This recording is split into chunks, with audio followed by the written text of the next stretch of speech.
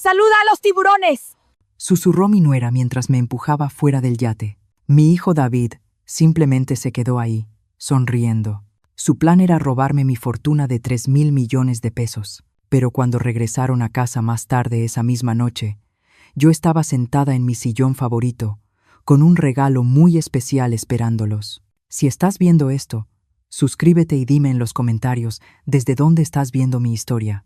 Déjame retroceder y contarte cómo una mañana de martes perfectamente normal terminó conmigo cayendo al Golfo de México. Supongo que debí haberlo visto venir, pero, a mis 67 años, todavía creía que la familia significaba algo, que la sangre era más espesa que el agua salada, por decirlo de alguna manera. La mañana había empezado hermosa. David me llamó personalmente, no a través de su asistente, lo cual debió ser mi primera señal de alerta para invitarme a lo que él llamó un crucero de celebración en su nuevo yate. «Mamá, queremos brindar por tu recuperación de la cirugía», me dijo, con una voz cálida que yo confundí con afecto genuino.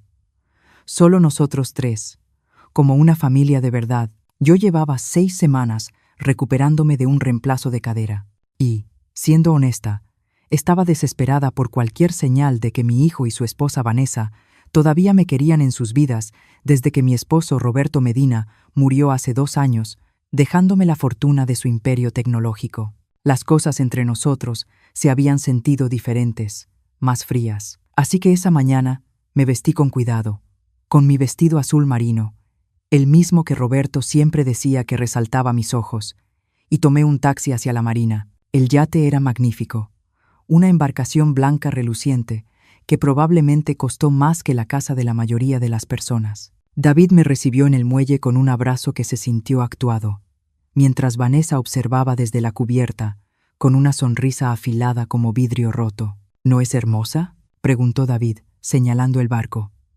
«Casi 13 metros de puro lujo. Estamos pensando llevarla al Caribe el próximo mes». Lo que no mencionó fue que la habían comprado con el dinero que yo les había dado el año anterior para invertir en la firma de consultoría de David. 3 millones de pesos que yo empezaba a sospechar que nunca habían entrado a ninguna cuenta empresarial. La primera hora fue bastante agradable. Navegamos hacia aguas tranquilas y la costa de Veracruz se iba haciendo cada vez más pequeña detrás de nosotros. Vanessa sirvió mimosas y habló de sus planes para remodelar la casa, mi antigua casa, la que había puesto a su nombre después de que Roberto murió, porque pensé que reducirme a vivir en el departamento sería más sencillo. Pero entonces, David empezó a hacer preguntas. Al principio eran casuales, sobre mi testamento, sobre los arreglos del fideicomiso, sobre si había considerado hacer cambios para simplificarles las cosas. «Es que la sucesión puede ser tan complicada», mamá, dijo David, volviendo a llenar mi copa de champaña con un entusiasmo un poco excesivo. «Queremos asegurarnos de que todo esté bien atendido». Fue entonces cuando noté que Vanessa me estaba grabando con su teléfono, no de forma abierta, sino sosteniéndolo en ángulo mientras fingía tomarse selfies, captándome en cámara mientras bebía, mientras hablaba de asuntos financieros, construyendo algún tipo de evidencia. Las piezas encajaron con una claridad horrible, la cirugía que me había hecho. Ellos habían insistido en encargarse de todo mi papeleo después. Los documentos de poder notarial que llevaron al hospital, diciendo que era algo temporal, solo para ayudar con las cuentas mientras yo me recuperaba. La manera en que mi asesor financiero había dejado de devolverme las llamadas. «David», dije con cuidado, dejando la copa. «Quiero volver a tierra ahora». Fue entonces cuando su máscara se cayó por completo. «Me temo que eso no va a pasar, mamá». Su voz era distinta ahora, más dura. «Verás, necesitamos tener una conversación sobre tu salud, sobre tus problemas de memoria». «¿Problemas de memoria?», repetí. Yo estaba más lúcida que los dos juntos. «Has estado mostrando señales de demencia», añadió Vanessa, dando un paso al frente. «Lo tenemos documentado. Los médicos coinciden en que ya no eres capaz de manejar tus asuntos financieros». «Eso es absurdo». Pero incluso mientras lo decía, me di cuenta de lo cuidadosamente que habían orquestado todo. El yate estaba a kilómetros de la costa. No había otras embarcaciones a la vista. Solo nosotros tres, el mar, y su plan para convencerme de firmar todo. «Mamá, solo estamos tratando de ayudarte», dijo David. pero sus ojos estaban fríos como el invierno. Podemos hacerlo por las buenas o por las malas. Me puse de pie lentamente, con la cadera todavía doliéndome, pero la mente completamente clara. ¿Y si me niego? Fue entonces cuando Vanessa sonrió. Sonrió de verdad, por primera vez en todo el día. Bueno, mujer mayor, cirugía reciente. Probablemente tomó demasiados medicamentos para el dolor. Se desorientó en el yate, se encogió de hombros. Los accidentes trágicos pasan todo el tiempo. Yo había criado a ese hombre desde pañales, le enseñé a andar en bicicleta, pagué su universidad, su boda, su casa, y ahora estaba ahí, asintiendo, mientras su esposa amenazaba mi vida. Están locos si creen que van a salirse con la suya. En realidad, mamá, lo hemos pensado con bastante cuidado. David sacó una carpeta con papeles. Tu firma aquí, transfiriéndonos todos los bienes de inmediato, por tu propia protección, y todos volvemos a casa felices. Miré los documentos, el rostro expectante de mi hijo, el teléfono de Vanessa, que seguía grabando. Luego miré el mar, inmenso y peligroso, y de algún modo menos aterrador que las dos personas que se suponía que debían amarme. Váyanse al infierno, dije. Fue entonces cuando Vanessa se colocó detrás de mí y susurró esas palabras sobre los tiburones. El empujón no fue violento. Eran demasiado inteligentes para eso. Solo un empellón repentino cuando estaba desequilibrada, mirando el agua, y caí, con todo, y mi vestido azul marino, directo al Golfo de México. Al golpear el agua, escuché a David gritar, «¡Mamá! Dios mío, mamá!». Pero también escuché la voz de Vanessa, más baja, hablando con alguien por teléfono. «Sí, vamos a necesitar que presentes la petición de emergencia a primera hora del lunes. Está claro que ya no es competente». Entonces el agua se cerró sobre mi cabeza y tuve problemas más grandes que su traición. Soy buena nadadora. Roberto y yo solíamos nadar largos todas las mañanas, pero el frío sacudió mi sistema y la ropa me estaba hundiendo. Me quité los zapatos a patadas y salí a la superficie, jadeando, justo a tiempo para ver el yate alejarse a toda velocidad. De verdad me estaban dejando ahí para morir. Fue entonces cuando vi el barco pesquero. El capitán Jacobo Morales era exactamente el tipo de hombre que se lanzaría a aguas con tiburones para salvar a una abuela que se estaba ahogando. De más de 60 años, curtido por décadas en el mar y con una brújula moral que claramente faltaba en mi propio árbol familiar. «Santo cielo, señora, ¿qué le pasó?», preguntó mientras él y su nieto adolescente Tomás me subían a bordo de su embarcación. Yo temblaba sin control, los dientes castañeteándome tan fuerte que apenas podía hablar. Jacobo me envolvió en una cobija que olía a sal y a aceite de motor, mientras Tomás encendía el motor. Mi familia, logré decir entre temblores. Ellos, el yate, los vimos salir disparados, dijo Jacobo con gesto sombrío. Ni siquiera voltearon a ver. ¿Qué clase de personas dejan a alguien flotando en medio del mar? El tipo de personas que heredan 3.000 millones de pesos si yo no estoy para impedirlo, pensé. Pero en voz alta solo dije, el tipo de personas que no son familia de verdad. Jacobo llamó por radio a la marina, Semar, mientras Tomás me ponía otra cobija encima. Aquí la Santa Lupita. Rescatamos a una mujer del agua, a unos 19 kilómetros mar adentro frente a la costa de Veracruz. Está consciente, responde, pero necesita atención médica. Espere, dije, tomando el brazo de Jacobo. Por favor, no deje que sepan que me encontró. Todavía no. Jacobo me observó con los ojos agudos de alguien que ha vivido lo suficiente como para reconocer cuando una persona huye de algo más que del agua fría. ¿Está usted en algún tipo de problema? Sí, pero no del tipo que usted está pensando. Tomé aire con dificultad. Necesito llegar a tierra sin que nadie sepa que sobreviví. ¿Puede ayudarme? Tomás miró a su abuelo con incertidumbre. Abuelo, ¿no deberíamos? El deber y el no deber son cosas curiosas, dijo Jacobo despacio. A veces hacer lo correcto no se parece a seguir las reglas. Volvió a tomar el radio, bajando la voz. Marina, Semar, aquí la Santa Lupita. Mujer rescatada con vida. Solicito discreción por posible riesgo familiar. La trasladamos a un muelle privado para atención médica. Reportaremos coordenadas exactas al arribar. Cambio. Mientras nos dirigíamos hacia un pequeño muelle privado, Jacobo ya lo sabía. Yo les conté todo sobre David y Vanessa, sobre el dinero, sobre los documentos que querían que firmara. Jacobo escuchó sin interrumpir, su expresión oscureciéndose con cada detalle. Así que prefirieron ser huérfanos ricos que hijos sin dinero, con una madre viva, dijo cuando terminé. Al parecer, entonces, ¿qué vas a hacer? Esa era la pregunta, ¿no? ¿Qué iba a hacer yo? Para David y Vanessa, yo estaba oficialmente muerta. Volverían a tierra, llamarían a las autoridades, me reportarían como desaparecida tras caer por la borda. Fingirían ser la familia destrozada mientras ejecutaban los documentos legales que ya tenían preparados. Pero hay algo curioso en estar supuestamente muerta. Te da opciones que nunca tuviste estando viva. Voy a dejar que crean que ganaron, dije, sorprendida por lo calmada que sonó mi voz. Y luego voy a destruirlos. Jacobo sonrió por primera vez desde que me sacó del agua. Eso sí suena como un plan que vale la pena ayudar. Tomás nos dejó en un muelle diminuto, escondido en una ensenada que yo nunca había visto. Jacobo conocía a una mujer que manejaba una pequeña posada, sin preguntas, solo efectivo. La señora Chen, una mujer de aspecto fuerte, de más de 70 años, me vio en el estado en que estaba y de inmediato puso a calentar sopa. Ni siquiera pestañeó cuando Jacobo le explicó que necesitaba un lugar donde quedarme, fuera de los registros, por un tiempo. Mija, llevo 30 años llevando este lugar, dijo mientras servía caldo de pollo en un plato. He visto gente huyendo de todo tipo de cosas.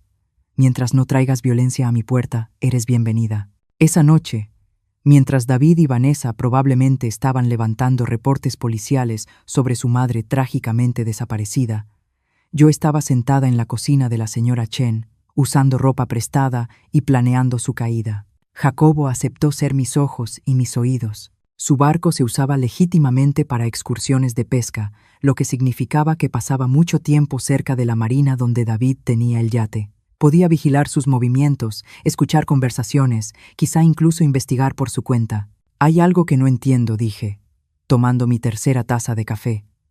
¿Cómo pensaban hacer esto legal? Incluso si yo hubiera muerto por accidente. Hay procedimientos, investigaciones. Eso mismo me ha estado inquietando, admitió Jacobo. Tenían que tener algo más que documentos falsificados. A alguien dentro. Esa noche hice una lista de todas las personas que habían tenido acceso a mi información financiera desde que Roberto murió. Mi abogado, mi contador, mi asesor financiero, los gerentes del banco, los administradores del fideicomiso. Alguien había estado alimentando a David y Vanessa con información, ayudándolos a planear esto, y yo iba a descubrir quién. Pero primero necesitaba saber exactamente qué historia estaban contando sobre mi desaparición. La señora Chen tenía una computadora vieja con acceso a Internet, y pasé varias horas leyendo notas sobre el trágico accidente marítimo que supuestamente había cobrado la vida de Yolanda, viuda del reconocido empresario tecnológico Roberto Medina. Los artículos pintaban el retrato de una familia afligida, lidiando con el deterioro mental de una mujer mayor. David aparecía citado extensamente, hablando de mi confusión y de mis problemas de memoria en los últimos meses. Vanessa, según los reportes, había llorado frente a los periodistas contando lo preocupados que estaban por mi seguridad. Incluso habían incluido una foto, yo, en la fiesta de cumpleaños de David del año anterior, con una copa en la mano, luciendo ligeramente desorientada. Recordé ese momento. Yo estaba confundida, porque nadie me había dicho que era una fiesta sorpresa. Había llegado pensando que era una cena familiar tranquila, y me encontré con 20 personas desconocidas en mi antigua casa. Pero en la foto solo parecía perdida y anciana. Exactamente la imagen que querían proyectar. El obituario ya estaba en línea. Yolanda Medina, madre y abuela querida, falleció en un trágico accidente marítimo mientras disfrutaba un paseo con su devota familia. En lugar de flores, la familia solicitaba donaciones a la Asociación Alzheimer México. Incluso en la muerte, estaban construyendo la narrativa de mi supuesta decadencia mental. Malditos, murmuré, cerrando la laptop. La señora Chen levantó la vista desde su tejido. ¿Planeando algo especial para ellos? Oh, sí, respondí. Algo muy especial. El funeral estuvo sorprendentemente concurrido para alguien que supuestamente estaba perdiendo la mente. Observé desde el otro lado del panteón, a través de unos binoculares que Jacobo había tomado de su equipo de pesca, escondida detrás de una caseta de mantenimiento que me daba una vista perfecta de la ceremonia. David no había escatimado en gastos. Ataúd de lujo vacío, por supuesto, arreglos florales elaborados, un programa impreso profesionalmente con mi foto en la portada. Él y Vanessa estaban de pie junto a la tumba, vestidos de negro perfectamente combinado, recibiendo condolencias de amigos, socios de negocios y personas que apenas reconocía. Lo que más me impactó fue lo genuinamente tristes que se veían algunos de los asistentes. Mi vecina Elena lloraba abiertamente. Las mujeres de mi club de lectura habían ido. Incluso el doctor Pérez, quien había realizado mi cirugía de cadera, estaba ahí, con expresión solemne. Estas personas realmente se preocupaban por mí. Y David y Vanessa estaban aceptando su pésame, sabiendo perfectamente que yo seguía viva. ¿Ves algo interesante?, susurró Jacobo, agachándose a mi lado. Además de que mi hijo está dando una actuación digna de un Oscar, mira quiénes no están, respondí. Jacobo ajustó sus binoculares. ¿Como quién? Mi asesor financiero, Ricardo Barrenechea. Mi abogada, Patricia Salas. Mi contador, Miguel Torres. Bajé los binoculares y las piezas empezaron a encajar. Las personas que normalmente estarían en el funeral de una clienta con una fortuna de 3.000 millones de pesos no aparecían por ningún lado. Tal vez estaban ocupados con los trámites de la herencia. Tal vez. O tal vez no podían mirar a la gente a los ojos sabiendo que eran parte de este plan. Después del servicio, observé cómo David y Vanessa se movían entre la gente como políticos, estrechando manos, recibiendo abrazos, interpretando sus papeles a la perfección, pero también noté lo rápido que alejaban a cualquiera que empezaba a hacer preguntas detalladas sobre mis últimos días. Esa tarde, Jacobo me llevó de regreso a la casa de la señora Chen en su camioneta, tomando un camino largo para evitar cualquier encuentro inesperado. Llevaba oficialmente 4 días muerta y empezaba a comprender las ventajas únicas de mi situación. Necesito entrar a mi antigua casa, le dije, mientras estacionábamos en la entrada de la señora Chen. Eso suena peligroso. Seguramente ellos están viviendo ahí ahora, ¿no? No respondí. Según los registros de propiedad que revisé esta mañana, se quedaron en su propia casa. La mía ha estado vacía desde que me mudé al departamento el año pasado. Saqué una hoja donde había estado tomando notas. Pero aquí está lo interesante. Alguien ha estado pagando los servicios. Luz, agua, gas. Alguien le ha dado mantenimiento. ¿Y por qué harían eso si no vive nadie ahí? Buena pregunta. Creo que ya es hora de averiguarlo. 2 días después, ya más estable y con la mente completamente clara, tomamos carretera de madrugada. Jacobo conocía rutas largas y discretas, lejos de casetas y paradas donde alguien pudiera reconocerme. Viajamos casi sin hablar, deteniéndonos solo lo necesario. Cuando el cielo empezaba a aclarar, ya estábamos entrando a la Ciudad de México. Nadie sabía que yo seguía viva. Esa noche, Jacobo me dejó a 3 cuadras de mi antigua casa, en una colonia tradicional y tranquila de la Ciudad de México, la casa donde viví con Roberto durante 35 años, donde crié a David, donde organizamos incontables cenas y celebraciones familiares, la casa que le cedí a mi hijo porque creí que la familia significaba algo. Ya había pasado la medianoche y la calle estaba en silencio, salvo por algún coche que pasaba de vez en cuando. Aún conservaba mi llave. A David nunca se le ocurrió pedírmela de vuelta. Rodeé la casa y entré por la puerta trasera como una delincuente irrumpiendo en su propio hogar. La casa se sentía distinta, no exactamente vacía, sino incorrecta. Recorrí las habitaciones conocidas usando la linterna que Jacobo me había dado, cuidando de no acercarme a las ventanas que daban a la calle. Los muebles de la sala estaban cubiertos con sábanas, pero pude ver que habían añadido piezas nuevas, piezas caras, un sofá de piel que costaba más que el coche de la mayoría de las personas, un centro de entretenimiento que definitivamente no estaba ahí cuando yo vivía en la casa. En la cocina, el refrigerador no estaba abastecido con lo básico de una casa que se visita de vez en cuando, sino con comida fresca, comida cara, quesos importados, verduras orgánicas, productos de primera calidad que indicaban que alguien estaba viviendo ahí de forma regular. Pero fue en el despacho, el antiguo estudio de Roberto, donde encontré lo que realmente estaba buscando. El escritorio estaba cubierto de documentos, papeles legales, estados financieros y, lo más incriminatorio de todo, una línea de tiempo detallada de lo que ellos llamaban el Proyecto Yolanda, mi propio nombre convertido en una clave para mi eliminación. Fotografié todo con la cámara desechable que Jacobo me había dado, con las manos temblándome de rabia mientras leía sus planes.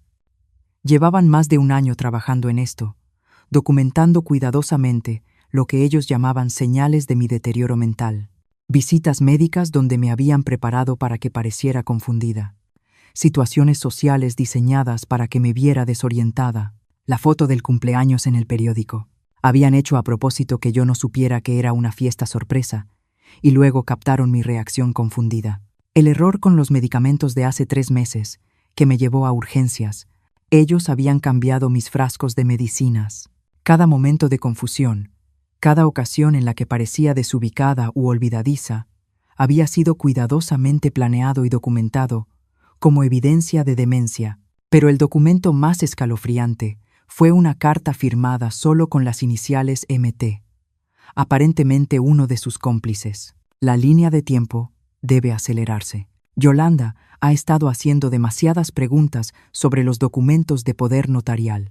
Si se vuelve desconfiada y acude a un abogado por su cuenta, todo se viene abajo. Recomiendo pasar a la fase 3 dentro de las próximas 2 semanas. La fase 3, según la línea de tiempo, era mi muerte. Estaba fotografiando el último documento cuando escuché el portazo de un coche afuera. Las luces de los faros cruzaron las ventanas frontales y oí voces acercándose a la puerta principal. David y Vanessa regresaban a casa después de su actuación de duelo. Recogí mis cosas a toda prisa y me dirigí hacia la puerta trasera, pero alcancé a escuchar su conversación mientras entraban. ¿Crees que la señora Pineda se lo creyó? Estaba llorando demasiado como para pensar con claridad.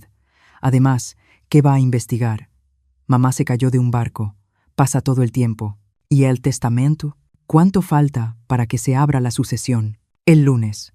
MT dice que tendremos acceso completo a las cuentas en 6 semanas. Salí sigilosamente por la puerta trasera y me metí al jardín, con el corazón latiéndome con fuerza.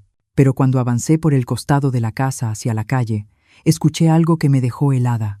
Un bebé llorando. Había un bebé en mi antigua casa. David y Vanessa nunca habían mencionado tener un hijo, lo que significaba que había mucho más en esta historia de lo que yo había entendido.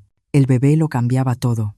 Agachada detrás de los rosales que yo misma había plantado hace 20 años, escuchando el llanto de un recién nacido dentro de la que alguna vez fue mi casa, comprendí que esto no era solo por mi dinero, era algo mucho más grande. Jacobo me recogió en la esquina 15 minutos después, y yo seguía temblando cuando subí a su camioneta. «Pareces haber visto un fantasma», dijo. «Peor», respondí. «He visto a mi reemplazo». Le conté del bebé, de los documentos, de ese misterioso MT que parecía estar orquestándolo todo. «¿Un bebé?», repitió Jacobo despacio. «Nunca mencionaron tener un hijo. Nunca. Y David siempre decía que él y Vanessa no estaban listos para ser padres, que estaban demasiado concentrados en sus carreras». Saqué la cámara desechable. «Necesito revelar estas fotos, pero no en ningún lugar donde puedan tener contactos». Jacobo conocía a un hombre en la costa de Veracruz que tenía un local de revelado rápido y no hacía preguntas. Mientras esperábamos las fotos, nos sentamos en la camioneta de Jacobo, tomando café de una gasolinera y tratando de armar el rompecabezas. «Así que llevan más de un año planeando esto», dijo Jacobo, revisando mis notas, «haciéndote parecer incompetente de forma sistemática, documentándolo todo, metiendo a alguien dentro de tu equipo financiero para ayudarlos. Y ahora hay un bebé de por medio», añadí, «lo que significa que o han estado mintiendo sobre tener hijos o…». Me detuve. Otra posibilidad acababa de cruzar mi mente. «O el bebé no es suyo». «¿Qué quieres decir? Piénsalo. Si han estado planeando robar mi fortuna, querrían asegurarse de tener un heredero legítimo, alguien que heredara todo si algo les pasaba. Pero necesitarían un niño con la línea de sangre correcta, con el derecho legal adecuado». Jacobo me miró con preocupación. «¿Crees que robaron un bebé? Creo que hicieron algo. Y creo que MT, quien sea que sea, es la clave para entender que…». Las fotos fueron devastadoras cuando estuvieron listas. Pruebas claras de una conspiración de más de un año, con líneas de tiempo, reportes médicos falsos y proyecciones financieras que mostraban cómo planeaban gastar mi dinero. Pero la foto más perturbadora fue la última. Un acta de nacimiento que casi se me pasa por alto, escondida debajo de otros papeles. Bebé Medina, nacido hace 3 semanas. Madre, Vanessa Medina. Padre, David Medina. Pero yo había estado con Vanessa apenas 4 días antes, en el yate. Ella definitivamente no estaba recuperándose de un parto. Esta acta es falsa, le dije a Jacobo. Completamente fabricada. Entonces, ¿de quién es ese bebé? Esa noche no pude dormir. Estuve acostada en el cuarto de huéspedes de la señora Chen, mirando al techo y pensando en todo lo que había descubierto. Mi hijo y mi nuera habían pasado más de un año destruyendo sistemáticamente mi reputación, planeando mi asesinato y falsificando documentos para robar mi fortuna. Y ahora tenían un bebé cuya existencia estaban ocultando al mundo. A la mañana siguiente tomé una decisión que incluso a mí me sorprendió. Voy a volver, le dije a Jacobo durante el desayuno, pero no a la casa. Voy a seguirlos. Eso es peligrosísimo. No me verán, respondí, porque para ellos yo soy comida para peces. Extendí un mapa local sobre la mesa de la cocina de la señora Chen. Mira, tienen que llevar al bebé a algún lado durante el día. Guardería, niñera, algo. Los bebés no desaparecen 8 horas mientras sus padres fingen ser una familia en duelo. Jacobo estudió el mapa con duda. ¿Y qué esperas encontrar? La verdad sobre ese bebé, y con suerte, la identidad de MT. La señora Chen, que había estado escuchando en silencio mientras lavaba los platos, por fin habló. Hay un investigador privado en la ciudad que me debe un favor. Profesional, discreto y muy bueno siguiendo gente sin ser visto. No puedo involucrar a nadie más, protesté. Cariño, dijo la señora Chen, secándose las manos con un trapo. Ya pasaste el punto en el que puedes manejar esto sola. Estas personas intentaron matarte. No van a dudar en intentarlo de nuevo si descubren que sigues viva. Tenía razón, por supuesto, pero contratar a un investigador privado significaba admitirle a más personas que yo no estaba realmente muerta. Significaba ampliar el círculo de quienes conocían mi secreto. ¿Qué clase de favor te debe ese investigador?, pregunté. La señora Chen sonrió con misterio. Del tipo en el que mi nieto no terminó en la cárcel por una estupidez que hizo cuando tenía 22 años. Investigador privado, Daniel Cruz, ex policía, muy confiable y excelente para hacer desaparecer problemas. Regresamos a Veracruz esa misma noche, usando el mismo cuidado con el que habíamos salido. Para el mediodía, yo estaba sentada en la pequeña oficina de Daniel Cruz, arriba de una tortería en el centro de Veracruz, contando mi historia por 3ª vez en una semana. Daniel rondaba los 50 años, con el cabello encanecido antes de tiempo y esos ojos atentos que no se le escapaba nada. Entonces resumió cuando terminé. Quiere que siga a su hijo y a su nuera, averigüe lo del bebé misterioso e identifique a su cómplice. ¿Correcto? Así es. ¿Y con qué me va a pagar?, añadió. Porque según los periódicos, todos sus bienes están congelados mientras se abre la sucesión. Saqué un sobre que había preparado antes. Efectivo. Tenía dinero de emergencia escondido en una caja de seguridad que David no conoce. Roberto siempre insistía en que tuviéramos fondos líquidos para cualquier emergencia. Daniel contó los billetes, lo suficiente para cubrir 2 semanas de vigilancia, y asintió. Necesitaré fotos de los objetivos y cualquier dirección donde puedan estar. Le entregué todo lo que tenía, incluidas las fotografías de mi irrupción en la casa. Daniel las examinó con cuidado, poniendo especial atención en los documentos firmados por el misterioso MT. Esta letra me resulta familiar, dijo, sacando una lupa. Profesional, pero con rasgos muy distintivos. ¿Le importa si la paso por algunas bases de datos? Haga lo que necesite. Una cosa más, añadió Daniel mientras me levantaba. Si estas personas son tan peligrosas como dice, necesitamos un protocolo de seguridad. Se reporta conmigo cada 12 horas. Si no sé de usted, llevo todo a la policía. Acepté, aunque esperaba que no llegáramos a eso. Cuanta menos intervención oficial, mejor. Al menos hasta entender exactamente qué habían hecho David y Vanessa. Esa tarde regresé con la señora Chen a esperar y planear, porque ahora tenía ayuda. Ayuda real, ayuda profesional, y en menos de 24 horas iba a saber exactamente quién había intentado matarme y por qué. Daniel Cruz valía cada peso que le había pagado. Al final del segundo día, ya tenía más información sobre las actividades de David y Vanessa que la que yo había reunido en meses viviendo con ellos. Su hijo ha estado muy ocupado desde que usted murió, dijo Daniel, extendiendo fotografías sobre la mesa de la cocina de la señora Chen. Varias reuniones con abogados, 2 visitas al banco y 3 viajes distintos a una clínica médica privada fuera de la ciudad. ¿Clínica médica? Sí, clínica privada de fertilidad Santa Lucía. Muy exclusiva, muy cara y muy discreta. Daniel señaló una foto de David y Vanessa entrando a un edificio moderno de vidrio. Se especializan en acuerdos de gestación subrogada para clientes adinerados que quieren mantener privacidad. Las piezas empezaron a encajar, y la imagen que formaban me revolvió el estómago. Compraron un bebé, dije. Eso parece. Y no cualquier bebé. Solicitaron específicamente un recién nacido que pudiera pasar por hijo biológico de ellos. Según mi contacto en la clínica, los arreglos se hicieron hace 8 meses, pagados en efectivo, con instrucciones de que el acta de nacimiento estuviera preparada de antemano. La señora Chen dejó 3 tazas de café sobre la mesa y se sentó con nosotros. Entonces planearon su muerte. Compraron un bebé para heredar su fortuna y tenían a alguien dentro de su equipo financiero ayudándolos. Sobre eso dijo Daniel, sacando otra foto. Creo que ya encontré a MT. La imagen mostraba a una mujer de unos 40 años, con el cabello corto color castaño rojizo y un portafolio caro, estrechando la mano de David frente a un despacho jurídico en el centro. Me resultaba vagamente familiar, pero no lograba ubicarla. Miranda Torres, continuó Daniel, socia del despacho Torres y Asociados.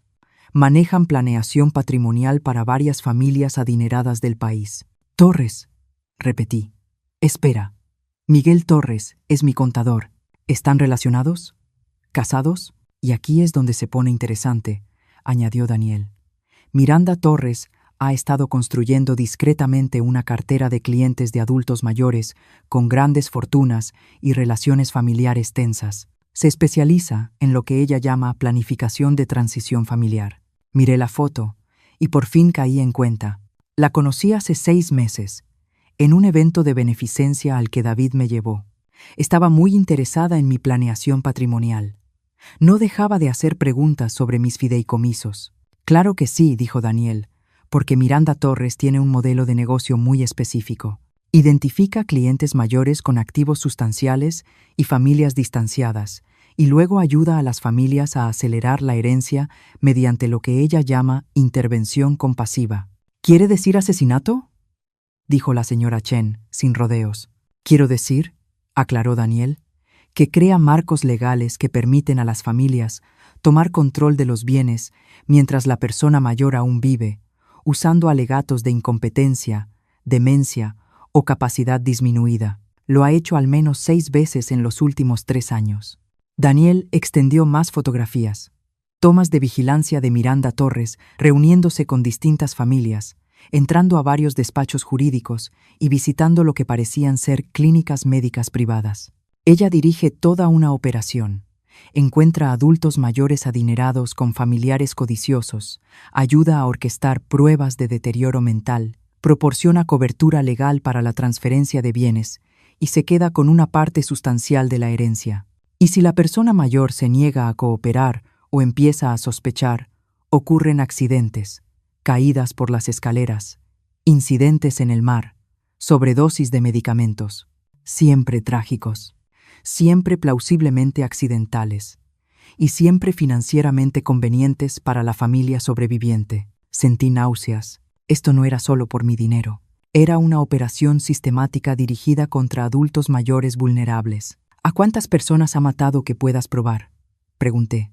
A ninguna de manera directa, respondió Daniel, pero sospecho de al menos 12 en los últimos 5 años. Es muy buena cubriendo sus huellas y solo trabaja con familias que pueden ofrecer explicaciones alternativas creíbles para las muertes de sus parientes. Tenemos que detenerla. Lo haremos. Pero primero necesitamos entender exactamente qué es lo que tu hijo y tu nuera ya pusieron en marcha. Porque, según mis fuentes, ayer presentaron los documentos preliminares de la sucesión. Daniel sacó una carpeta legal. Están alegando que falleciste sin un testamento válido, lo que los convertiría en tus herederos únicos. También sostienen que cualquier documento previo de planeación patrimonial es inválido porque fue firmado cuando ya no eras mentalmente competente. Pero yo tengo testamento, dije. Uno muy específico y detallado, actualizado hace 2 años. Lo sé. Lo encontré. Daniel abrió la carpeta y sacó un documento que me resultó dolorosamente familiar. Mi testamento, con lo que parecía ser mi firma al final. Pero el contenido era completamente distinto a lo que yo recordaba haber firmado. Lo sustituyeron, susurré, recorriendo el documento falsificado con la mirada. Ese testamento dejaba todo a David, con disposiciones para cualquier hijo futuro que pudiera tener, incluido el bebé que acababan de obtener a través de la clínica de reproducción asistida. Me levanté y caminé hasta la ventana de la señora Chen, mirando hacia el mar. Una semana antes, yo era una viuda intentando mantener una relación con su única familia. Ahora era una víctima de intento de asesinato que había sobrevivido a su propia muerte, descubriendo que su hijo formaba parte de una empresa criminal dedicada a despojar a adultos mayores. «Hay algo más», dijo Daniel con cuidado. «Sobre el bebé». Me volví para mirarlo. La madre biológica era una chica de 17 años llamada Sara Colín. Había huido de Oaxaca, sin familia, sin red de apoyo. Miranda Torres la encontró en un albergue y le ofreció $1.000.000 para gestar un bebé para una pareja amorosa que no podía tener hijos. ¿Dónde está ella ahora? La expresión de Daniel se endureció. Según los registros médicos, murió por complicaciones durante el parto, pero hablé con una enfermera de la clínica. Recuerda a Sara, chica sana, sin factores de riesgo, embarazo normal hasta el día en que dio a luz. La implicación quedó flotando en el aire, espesa como humo. La mataron, dije. Eso creo, respondió, pero aún no puedo probarlo. Daniel reunió sus fotografías. Lo que sí puedo probar es que tu hijo y tu nuera forman parte de una organización criminal que ha estado asesinando sistemáticamente a adultos mayores para quedarse con su dinero. Y mañana por la mañana se van a reunir con Miranda Torres para finalizar la transferencia legal de tus bienes. Volví a sentarme, con la mente acelerada. ¿Dónde? En la oficina de Torres, en el centro. A las 10 de la mañana, miré a la señora Chen, luego a Daniel, luego las fotos sobre la mesa, mostrando a mi hijo estrechando la mano de una asesina profesional. Entonces supongo que es hora de que Yolanda regrese de entre los muertos. La parte más difícil de planear tu regreso del más allá es decidir qué público recibe el impacto primero. Podía enfrentar a David y Vanessa en privado, darles la oportunidad de explicarse, aunque eso implicaba asumir que merecían una explicación. O podía hacer pública mi resurrección y permitir que descubrieran que estaba viva del mismo modo que lo haría el resto del mundo. Elegí una tercera opción, el acecho estratégico. ¿Quieres qué?, preguntó Daniel cuando le expliqué el plan. Quiero que sepan que estoy viva, pero que no sepan cuánto sé sobre su operación. Quiero que tengan miedo, que se desequilibren, que cometan errores. La señora Chen asintió con aprobación. Guerra psicológica. Me gusta. El plan era simple, pero eficaz. Mientras David, Vanessa y Miranda Torres estaban en su reunión en el centro, repartiendo mis bienes, yo haría notar mi presencia de maneras más sutiles. Daniel había descubierto que durante el día mantenían al bebé en la casa de David, al cuidado de una enfermera privada contratada a través de una empresa fachada de Miranda Torres. La enfermera, una mujer llamada Carolina Pérez, no tenía idea de que cuidaba a un bebé que había sido, en esencia, comprado mediante la muerte de su madre adolescente. Carolina es buena persona, me aseguró Daniel tras revisar sus antecedentes.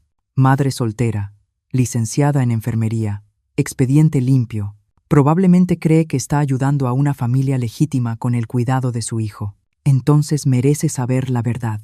Esa mañana, mientras David y Vanessa estaban en el centro borrándome legalmente de la existencia, yo estaba de pie en el pórtico de mi antigua casa y toqué el timbre. Carolina Pérez era más joven de lo que yo esperaba, tal vez de 35 años, con ojos cansados y una calidez genuina. Abrió la puerta, sosteniendo un biberón, y vestida con pijama médica, cubierta de animalitos de caricatura. ¿En qué puedo ayudarla?, preguntó. Hola, Carolina.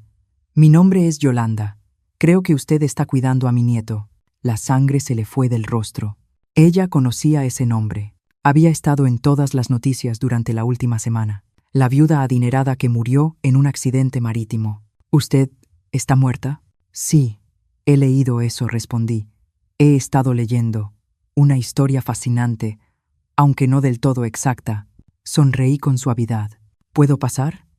Creo que necesitamos hablar. Carolina dio un paso atrás, todavía mirándome como si en verdad estuviera viendo un fantasma. Pero, en los periódicos, en las noticias, su hijo dijo. Mi hijo ha dicho muchas cosas. Al parecer la interrumpí. No todas son verdad. La seguí hasta la sala. Mi antigua sala. Un bebé estaba sentado en una mecedora, balbuceando contento. Oh, susurré al verlo por primera vez. Oh, qué cosa tan hermosa.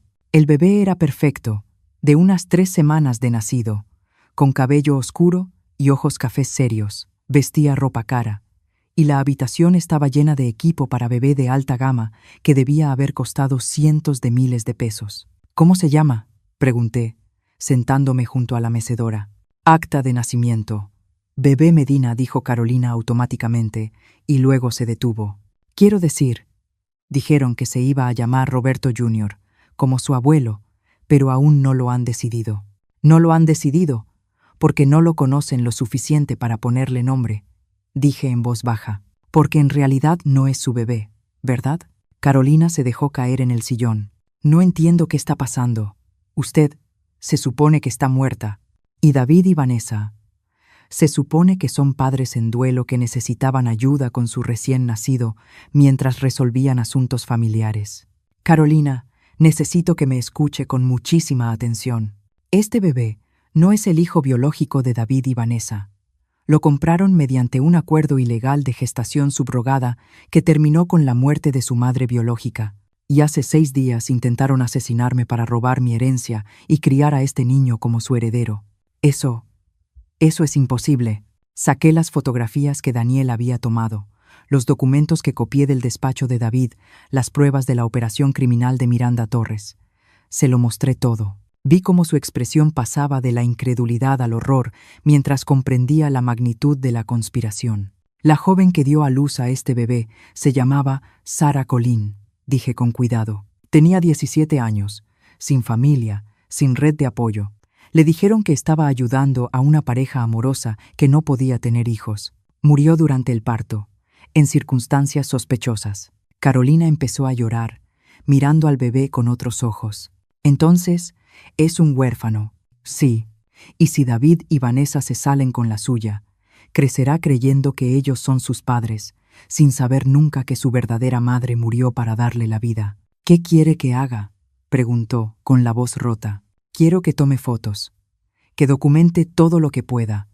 Cómo lo tratan, qué le han dicho, quién más está involucrado. Y luego quiero que me ayude a asegurarme de que este niño crezca sabiendo la verdad sobre su origen. Carolina se secó las lágrimas y asintió. Su verdadero nombre debería ser Roberto Sara Medina, por su abuelo y por su madre biológica.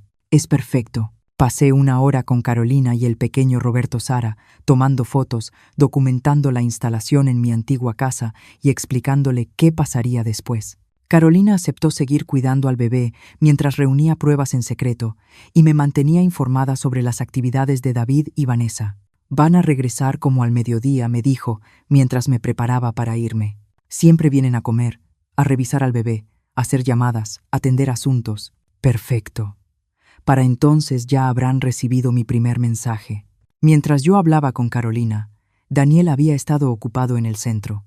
Se estacionó frente al edificio de oficinas de Miranda Torres, usando un lente de largo alcance para fotografiar a David y Vanessa entrando al edificio, reuniéndose con ella, estrechando manos sobre lo que creían que era mi certificado legal de defunción. Pero el verdadero regalo fue lo que Jacobo entregó en la oficina de su abogado mientras ellos estaban en la reunión. Había escrito una nota sencilla en papelería elegante. Queridos David y Vanessa, los informes sobre mi muerte han sido muy exagerados. Tenemos que hablar. Con cariño, mamá. P. D. Saluden al pequeño Roberto Sara. Es hermoso. La nota fue entregada por mensajería exactamente a las 11:47 de la mañana. Mientras todavía estaban en la oficina de Torres finalizando los trámites de la sucesión, según Daniel, que observaba desde la acera de enfrente, los tres salieron corriendo del edificio a los pocos minutos de recibirla, con los rostros blancos de pánico. La guerra psicológica había comenzado, y esa misma tarde, cuando regresaron a mi antigua casa esperando encontrar intacta su cómoda conspiración, iban a descubrir que su supuesta víctima muerta había estado muy ocupada, porque yo no solo estaba viva, estaba furiosa, tenía pruebas, y estaba lista para la guerra.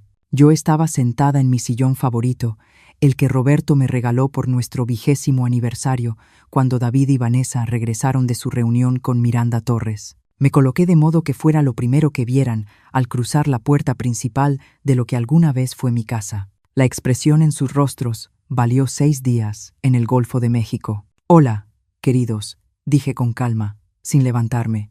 «¿Cómo estuvo su reunión? Espero que no hayan firmado nada importante mientras yo no estaba». Vanessa gritó. Gritó como si hubiera visto cobrar vida a su peor pesadilla. Y supongo que así fue. David se quedó ahí, con la boca abierta, todavía sosteniendo las llaves, mirándome como si fuera a desaparecer si parpadeaba lo suficientemente fuerte. ¿Sorprendidos?, pregunté. Debo decir que los informes sobre mi muerte fueron terriblemente prematuros, aunque disfruté leer mi propio obituario. ¿Donaciones para el Alzheimer? ¿En serio? Fue un detalle muy fino. Carolina apareció desde la cocina, cargando al pequeño Roberto Sara. Había estado esperando en la parte trasera de la casa, tal como lo planeamos, lista para presenciar lo que ocurriera después. «La señora Yolanda me pidió que sacara al bebé», dijo Carolina con nerviosismo. Quería conocer bien a su nieto. ¿Su nieto? Vanessa encontró su voz, aunque salió como un graznido. «Carolina, esta mujer está muerta». Sí, aporté amablemente. Eso ya lo habíamos cubierto. Resulta que ahogarse es más difícil de lo que parece, especialmente cuando hay gente buena alrededor que te saca del agua. David por fin logró hablar. «Mamá, pensábamos que la Marina había buscado». La Marina buscó escombros, no sobrevivientes. Curioso cómo funciona eso cuando nadie reporta oficialmente a una persona cayendo por la borda. Tomé al bebé de los brazos de Carolina, acomodándolo con cuidado. «Hola, pequeño Roberto Sara. Soy tu verdadera abuela. No del tipo que intenta comprarte con dinero manchado de sangre». «No se llama Roberto Sara», espetó Vanessa, recuperando parte de su compostura. «Se llama como nosotros decidamos llamarlo, porque es nuestro hijo. ¿Lo es?» Bajé la mirada hacia el bebé, que me observaba con esos ojos cafés serios. «Dime, Vanessa, ¿cuándo exactamente diste a luz? Porque hace 4 días, en ese yate, ciertamente no parecías alguien que hubiera parido 3 semanas antes». «El parto fue privado», replicó ella. «Sí, estoy segura de que fue muy privado», respondí. «Tan privado que la verdadera madre murió durante el parto, en circunstancias misteriosas». Levanté la vista y los miré a ambos. ¿Sabían que se llamaba Sara Colín? Tenía 17 años. Venía de Oaxaca, sin familia que hiciera preguntas cuando desapareció. El silencio en la habitación fue ensordecedor. Carolina soltó un jadeo, llevándose la mano a la boca. «Eso es imposible», dijo David, pero su voz carecía de convicción. «¿Nunca haríamos qué?», pregunté. ¿Nunca conspirar con Miranda Torres para manejar una operación ilegal de gestación? ¿Nunca destruir sistemáticamente la reputación de una mujer mayor para robarle su fortuna? ¿Nunca empujar a tu propia madre desde un yate y dejarla morir? Me puse de pie lentamente sin soltar al bebé. ¿Cuál de esas cosas exactamente es la que nunca harías, David? Vanessa se recompuso primero. Su shock se transformó en el cálculo frío que ya le había visto en el yate. «Pruébalo. Puedes hacer todas las acusaciones que quieras, pero probarlas es otra cosa muy distinta». «Ay, querida», dije, sonriendo por primera vez desde que entraron. «De verdad no debiste decir eso». «Carolina, ¿podrías llevar a Roberto Sara a su cuarto para que duerma su siesta?», le pedí, sin quitarles la vista de encima. Los adultos necesitamos tener una conversación. Cuando Carolina salió con el bebé, caminé hasta la repisa de la chimenea, donde David había colocado varias fotos familiares. Ninguna de ellas me incluía. Lo noté. Siéntense, ordené, con la voz que alguna vez dirigió toda la casa de Roberto. Los dos se sentaron, todavía aturdidos. Déjenme contarles qué he estado haciendo esta última semana, mientras ustedes planeaban mi funeral y se repartían mis bienes. Saqué una carpeta color manila de detrás del cojín del sillón. He estado investigando, aprendiendo y documentando. Extendí las fotografías que Daniel había tomado sobre la mesa de centro. David y Vanessa reuniéndose con Miranda Torres. Múltiples visitas a la clínica de reproducción asistida. Documentos financieros que mostraban pagos en efectivo por el bebé. Esta es Miranda Torres, dije, señalando una foto. Se especializa en ayudar a familias como ustedes a acelerar sus herencias mediante lo que ella llama intervención compasiva. En español claro, ayuda a parientes codiciosos a matar adultos mayores por su dinero. Eso es ridículo, dijo Vanessa, aunque miraba las fotos con creciente alarma. ¿Lo es? Continué. Tengo documentación de al menos 6 casos más en los que Miranda Torres proporcionó cobertura legal a familias que querían ver muertos a sus parientes mayores. 6 familias distintas con accidentes convenientes después de supuestos signos de deterioro mental que luego se comprobó que habían sido inducidos. Saqué otro conjunto de documentos, como el caso de Elena Salgado, 73 años, que cayó por las escaleras de su propia casa 3 semanas después de que su hijo empezara a agregar sedantes a su té nocturno. El hijo heredó 40 millones de pesos. David estaba pálido. Mamá, te estás asustando con teorías de conspiración. O el caso de Carlos Benítez, 68 años, que murió en un accidente automovilístico después de que su hija convenciera a su médico de ajustar su medicación. Ella heredó 80 millones de pesos. Lo miré directamente. Estas no son teorías, hijo. Son asesinatos. Y tú eres parte de la misma operación. Nunca matamos a nadie, dijo Vanessa con rapidez. Incluso si lo que dices de esa tal Torres fuera cierto, nosotros nunca lastimamos a nadie. ¿De verdad? Pregunté. ¿Y Sarah Colleen? Silencio. ¿Y la joven de 17 años cuyo bebé compraron? ¿La chica que murió durante el parto, en circunstancias sospechosas? ¿La chica cuya muerte les dio la coartada perfecta para justificar heredar mi fortuna? Eso no sabíamos, empezó David, y se detuvo. ¿No sabían que Miranda Torres manejaba un mercado negro de bebés usando adolescentes vulnerables? ¿No sabían que esas chicas casualmente morían durante el parto? ¿No sabían que eran cómplices de homicidio? Saqué otro documento. El acta de defunción de Sarah, dije, que Daniel obtuvo a través de sus contactos. Sarah Colleen murió por lo que el médico forense llamó paro cardíaco inesperado durante el parto. Pero, según la enfermera que estuvo presente, Sarah estaba sana, era joven y no mostraba ninguna señal de angustia hasta el momento exacto en que dejó de respirar. Carolina había regresado y estaba de pie en el marco de la puerta, escuchándolo todo. La misma enfermera continué, que le dijo a mi investigador que Miranda Torres estuvo presente durante el parto y que ella misma administró lo que afirmó ser un medicamento rutinario apenas unos minutos antes de que Sarah entrara en paro cardíaco. ¿Tu investigador?, preguntó David con voz débil. Oh, sí. ¿De verdad pensaron que estaba manejando esto sola? Tengo un investigador privado, fotos de vigilancia, registros financieros, documentos médicos y testimonios de múltiples fuentes. Sonreí con frialdad.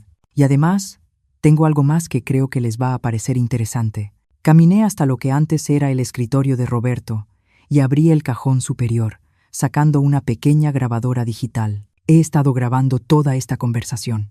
Cada palabra que han dicho, cada admisión, cada pieza de evidencia que han confirmado. Levanté la grabadora. ¿Sabían que, según la ley, basta con que una de las partes consienta la grabación de una conversación? Y dado que esto ocurre en lo que fue mi casa, creo que califico perfectamente como parte consentidora. Vanessa se puso de pie de un salto. No puedes usar eso en un juicio. Eso es una trampa o algo así. En realidad, respondí, es evidencia. Evidencia de conspiración, fraude y complicidad en homicidio. Evidencia que los puede mandar a prisión por muchísimo tiempo. David por fin encontró su voz. ¿Qué quieres? ¿Qué quiero? Solté una carcajada que no tuvo nada de agradable. Quiero mi dinero de vuelta. Quiero que ese bebé sea adoptado legalmente por una familia que lo ame y que le diga la verdad sobre su madre biológica. Quiero que Miranda Torres sea arrestada por lo que es, una asesina serial. Y quiero que ustedes dos pasen el resto de sus vidas recordando que intentaron asesinar a su propia madre por dinero. ¿Y si cooperamos?, preguntó Vanessa. ¿Si cooperamos? Si cooperan, dije. Podría considerar no presentar cargos por intento de homicidio. Los cargos por fraude, conspiración y complicidad en homicidio ya no dependen de mí. Pero el intento de asesinato, ese sí es mi decisión.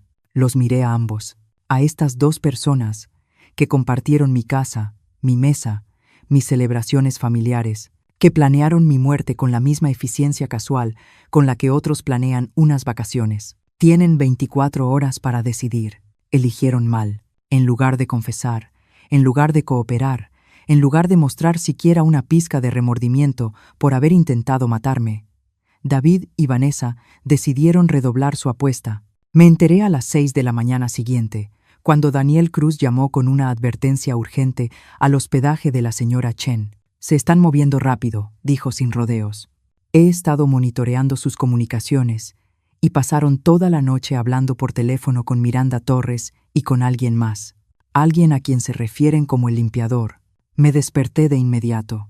¿Qué clase de limpiador? Del tipo que hace que los problemas desaparezcan, permanentemente.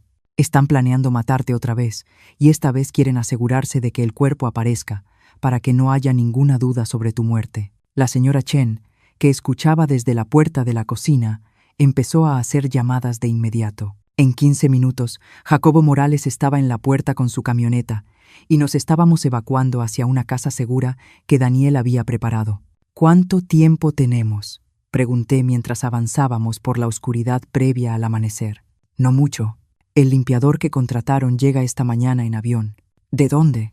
De fuera del país. Según mis fuentes, se especializa en hacer que los asesinatos parezcan accidentes y tiene un historial perfecto. La casa segura era una pequeña cabaña en una isla privada, accesible solo por lancha. Jacobo conocía al dueño, otro pescador que le debía favores y no hacía preguntas. Llegamos justo cuando el sol empezaba a salir sobre el Golfo de México. Esto es una locura, dije, sentada a la mesa de la cocina con una taza de café, intentando procesar lo que estaba pasando. Mi propio hijo contrató a un asesino profesional para matarme. La gente hace cosas terribles por dinero, dijo Jacobo con tono sombrío, pero no vamos a dejar que se salgan con la suya. Daniel llegó una hora después con noticias aún más inquietantes. Es peor de lo que pensábamos. Miranda Torres no solo maneja un esquema de asesinatos por herencias, es parte de una red mucho más grande. Extendió fotografías y documentos sobre la mesa. Han estado apuntando a adultos mayores adinerados en distintas partes del país durante años. He identificado al menos 20 muertes sospechosas en los últimos 5 años. Todos adultos mayores con grandes fortunas, todos con familiares codiciosos, todos declarados accidentes o muertes naturales a pesar de circunstancias que debieron haber provocado investigaciones. ¿Cómo se salen con la suya?, pregunté. Tienen gente dentro del sistema, médicos forenses, policías, funcionarios judiciales. No es solo un asunto familiar, es crimen organizado, con un grupo demográfico muy específico como objetivo. La señora Chen, que había insistido en acompañarnos pese al peligro, estudiaba las fotografías con una mirada aguda. Esta mujer, dijo ella, señalando una fotografía de vigilancia. Ya la he visto antes. ¿Dónde? En el hospital donde hago voluntariado. Estuvo ahí hace 6 meses, haciendo preguntas sobre pacientes adultos mayores que no recibían visitas familiares. Dijo que era de algún tipo de agencia de servicios sociales. Daniel y yo intercambiamos miradas. Estaba buscando posibles objetivos. Y ahora vienen por ti, dijo Jacobo, porque eres la primera persona que sobrevivió a su operación y puede testificar sobre lo que hacen. Entonces tenemos que asegurarnos de que mi testimonio se escuche antes de que tengan oportunidad de silenciarme. Pasé el resto de esa mañana escribiéndolo todo. Cada detalle de la traición de David y Vanessa, cada prueba que habíamos reunido sobre la operación de Miranda Torres, cada nombre, cada fecha, cada transacción que lograba recordar.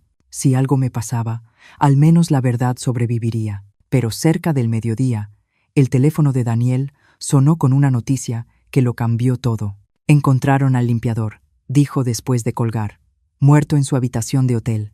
Un solo disparo en la cabeza. Ejecución profesional. ¿Qué significa eso? Significa que Miranda Torres está limpiando la casa. Cualquiera que pueda vincularla con la red de asesinatos está siendo eliminado, incluidos, potencialmente, tu hijo y tu nuera.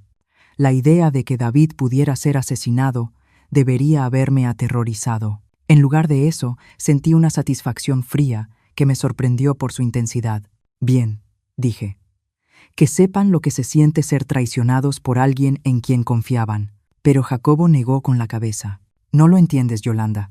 Si Torres está eliminando testigos, eso te incluye a ti, pero también incluye a ese bebé, un recién nacido huérfano, sin tutores legales. Es un cabo suelto que ella no puede permitirse. Se me heló la sangre. Roberto Sara va a mandarlo matar también. Hará que parezca un accidente trágico, una fuga de monóxido, un incendio en la casa, algo que elimine la evidencia junto con el testigo. Me levanté tan rápido que tiré mi taza de café. Tenemos que sacarlo de ahí. Es demasiado peligroso. Estarán vigilando tu antigua casa, advirtió Daniel, esperando a que aparezcas. Entonces supongo que tendré que darles exactamente lo que están esperando. El plan era simple, y por eso mismo aterrador. Yo me entregaría a David y Vanessa, dejaría que pensaran que habían ganado y confiaría en que Daniel y Jacobo estarían en posición para rescatarnos a mí y al pequeño Roberto Sara cuando Miranda Torres apareciera para limpiar. Este es el plan más estúpido que he escuchado en mi vida, dijo la señora Chen mientras nos preparábamos para regresar al continente. Es la única forma de salvar a ese bebé, respondí, revisando los dispositivos de grabación ocultos que Daniel me había dado y de reunir pruebas suficientes para acabar con toda la operación de Torres. Daniel había estado monitoreando las comunicaciones toda la mañana. Miranda Torres venía en camino, planeando llegar a mi antigua casa al anochecer. A David y Vanessa se les había indicado que me mantuvieran ahí con vida, para que Torres pudiera interrogarme sobre lo que sabía antes de organizar mi accidente final. «Creen que voy a intercambiar mi vida por el bebé», le dije a Jacobo, mientras su lancha se acercaba al muelle. «No tienen idea de que llevo días planeando esto. Los dispositivos de grabación estaban ocultos por toda mi antigua casa, colocados por Carolina Pérez, mientras David y Vanessa estaban fuera haciendo arreglos con Torres. Carolina también había colocado cámaras en puntos estratégicos y se escondería en el sótano con Roberto Sara, lista para escapar por la antigua entrada de servicio si algo salía mal. «¿Estás segura de esto?», preguntó Jacobo al llegar al muelle. «Estoy segura de que, si no lo hago, un bebé inocente va a morir por la codicia de mi propio hijo. Y con eso no puedo vivir». Caminé hasta la puerta principal de mi antigua casa exactamente a las 6 en punto. Tal como se acordó, David abrió, demacrado y asustado. «Mamá», dijo, y por un instante escuché en su voz al niño que había criado, amado y por el que me había sacrificado. «Hola, David. Estoy aquí, como prometí». Vanessa caminaba de un lado a otro en la sala, su compostura habitual completamente destruida. «Va a llegar pronto», dijo sin mirarme. «Miranda Torres. Quiere hablar contigo». «Estoy segura de que sí». «Mamá», empezó David, y se detuvo. «Nunca quise que esto llegara tan lejos». «Pero dejaste que llegara», respondí con calma. «Dejaste que llegara tan lejos, porque 3.000 millones de pesos valían más para ti que la vida de tu madre». No pudo sostenerme la mirada. Miranda Torres llegó puntualmente a las 7 en punto. Era más pequeña de lo que esperaba, una mujer pulcra y profesional, que bien podría haber sido la contadora o la abogada de cualquiera. «Señora Yolanda», dijo con una sonrisa cortés, extendiendo la mano como si estuviéramos en un cóctel. «Me alegra mucho que haya sobrevivido a su accidente en el mar. Tenemos mucho de qué hablar». «Estoy segura de que sí». Se sentó frente a mí, en lo que antes había sido mi propia sala, abrió un portafolio de piel y comenzó a hablar como si estuviéramos negociando un contrato empresarial. «Ha causado bastantes problemas a mis clientes», dijo. «David y Vanessa siguieron mis instrucciones al pie de la letra. Y aún así, aquí está usted, muy viva y aparentemente bien informada sobre asuntos que no le incumben. El asesinato sí me incumbe, respondí, sobre todo cuando se trata del mío. Prefiero pensar en lo que hacemos como una aceleración de la planeación patrimonial, dijo con una sonrisa fría, ayudando a las familias a acceder a herencias que, de otro modo, quedarían atrapadas durante años en largos procesos sucesorios. ¿Y las personas mayores que usted mata?, pregunté. ¿Qué servicio les brinda a ellas? Paz respondió, el fin de la confusión y el miedo que acompañan al deterioro cognitivo relacionado con la edad. Una muerte digna que permite a sus familias recordarlos como eran, no como se convierten. La miré fijamente, asombrada por su capacidad para racionalizar el asesinato en masa. ¿Cuántos? ¿Cuántos qué? ¿Cuántas personas ha matado? Consultó su portafolio, como si revisara una agenda. En los últimos 5 años, mis clientes y yo hemos resuelto con éxito 37 casos que involucraban a adultos mayores, cuya existencia continuada estaba creando dificultades financieras y emocionales para sus familias. 37 asesinatos. Los confesaba como si fueran declaraciones fiscales. ¿Y planea convertirme en el número 38?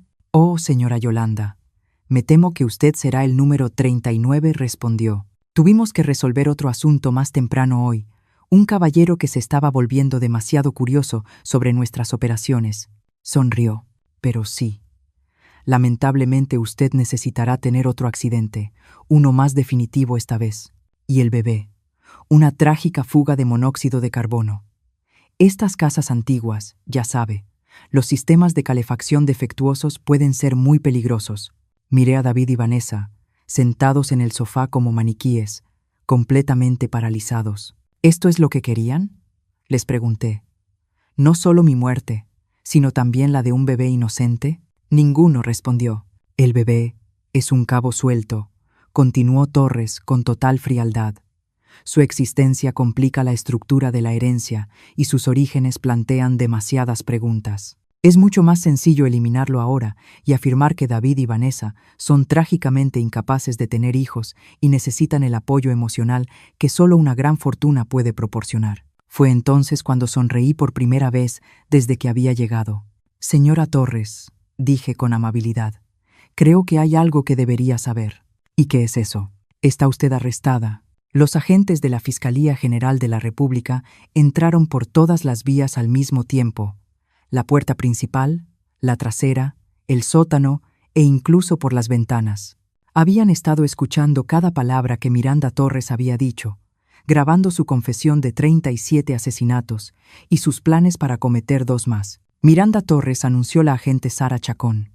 Queda usted arrestada por conspiración para cometer homicidio, fraude electrónico, abuso de personas adultas mayores y delincuencia organizada. Torres intentó huir. Corrió hacia la cocina, probablemente con la esperanza de escapar por la puerta trasera.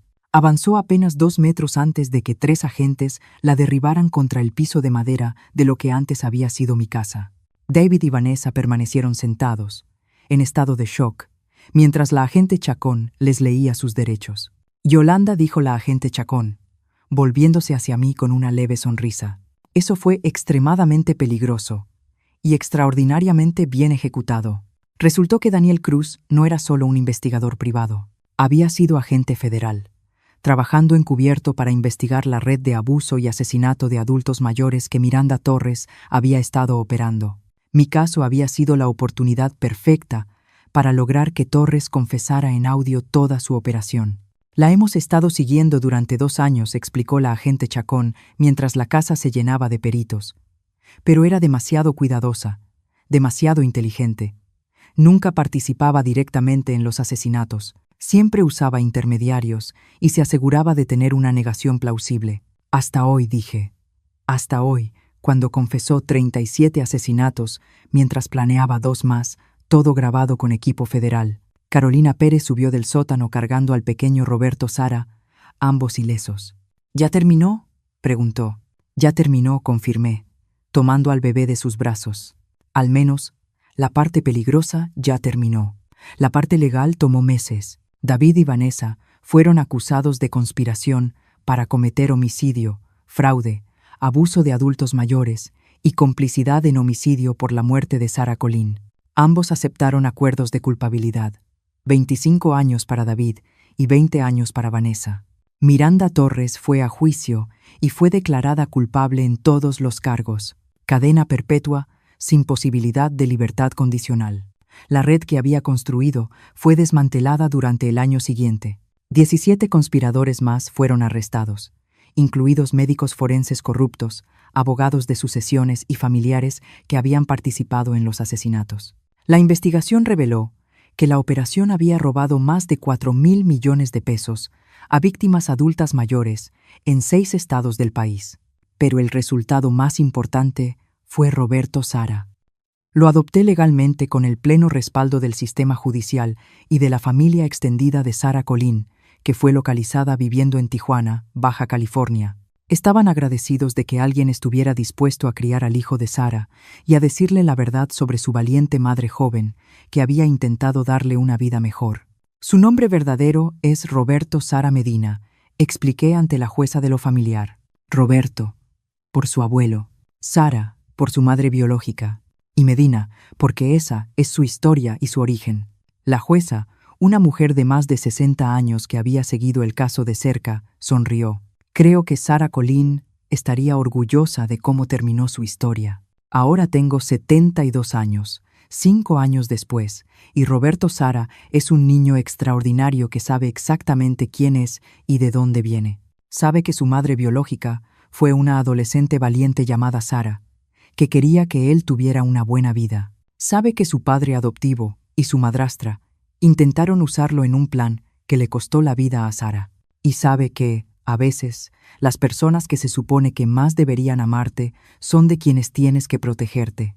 La señora Chen sigue administrando su casa de huéspedes, aunque ahora también trabaja como consultora, ayudando a otros adultos mayores que sospechan que sus familias quizá no buscan su bienestar. Jacobo Morales sigue con sus viajes de pesca, pero también se ha convertido en una especie de leyenda local por rescatar abuelas moribundas del mar. Y Daniel Cruz, el agente Cruz, sigue trabajando para la fiscalía, pero me manda tarjetas de Navidad todos los años con fotos de otros adultos mayores cuyas vidas ayudó a salvar. En cuanto a David y Vanessa, siguen en prisión.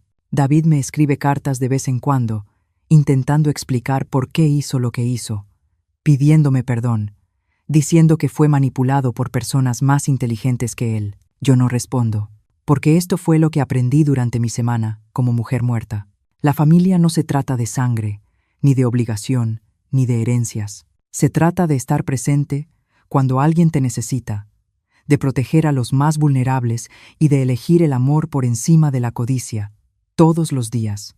Roberto, Sara y yo tenemos ahora ese tipo de familia, una donde nadie es empujado de un barco, nadie roba fideicomisos y nadie tiene que morir para que otro se haga rico. Es una familia mucho mejor que la que me tocó al nacer, y definitivamente mejor que la que crié.